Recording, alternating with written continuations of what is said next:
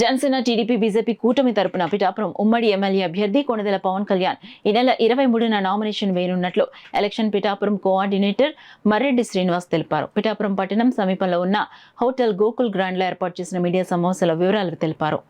మీ ద్వారా పిఠాపురం నియోజకవర్గానికి జనసేన పార్టీ నాయకులకు శ్రేణులకు మేమంతా కూడా విజ్ఞప్తి చేస్తున్నాం.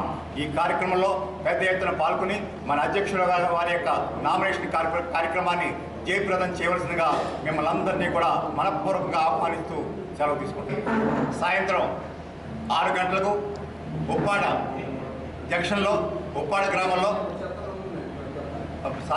పవన్ కళ్యాణ్ గారి భారీ బహిరంగ సభ జరగబోతుంది.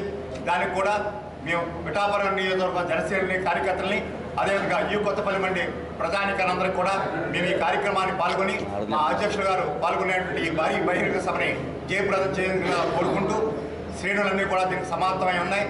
దానికి కూడా కార్యాచరణ ఇక్కడ మేము చర్చించడం జరిగింది. తదనుగుణంగా కూడా 23వ తారీఖు సాయంత్రం 6 గంటలు జరిగే బహిరంగ సభ కూడా భారీ ఎత్తున మేము మా అధ్యక్షుల వారికి ఘన స్వాగతం పలుకుతూ జయప్రదం చేయబోతున్నాం.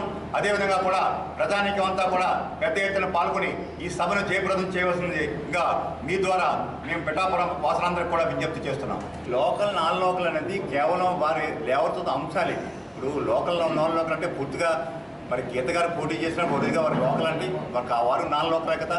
దీనికి అధ్యక్షులు వారు ఉన్నటువంటి వీళ్ళ ప్రధానికం మాత్రం అలా అనుకోవట్లేదు సార్. వీళ్ళు కేవలం రాజకీయంగా అంశాన్ని లేపి ఏదో లబ్ధి పొందాలని ఆశిస్తున్నారు. కానీ ప్రధానికం అంతా ఈవేళ పవన్ కళ్యాణ్ నాన్ లోకల్ అనే ఆలోచన ఎవరూ చేయట్లేదు. వారి ఇంటి బిడ్డ, వారి తమ్ముడు, ఒక అన్న, వారు వచ్చారు.